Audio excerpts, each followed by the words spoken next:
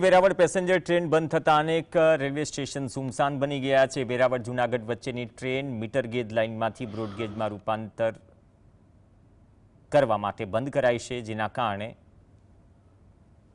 ધારી અને ચલાલા પંથકના મુસાફરોમાં નિરાશા। આ મામલે અમરેલી સાંસદ ભરત સુતરિયાએ પ્રતિક્રિયા આપતા કહ્યું કે અમરેલી બ્રોડગેજ લાઇનનું કામ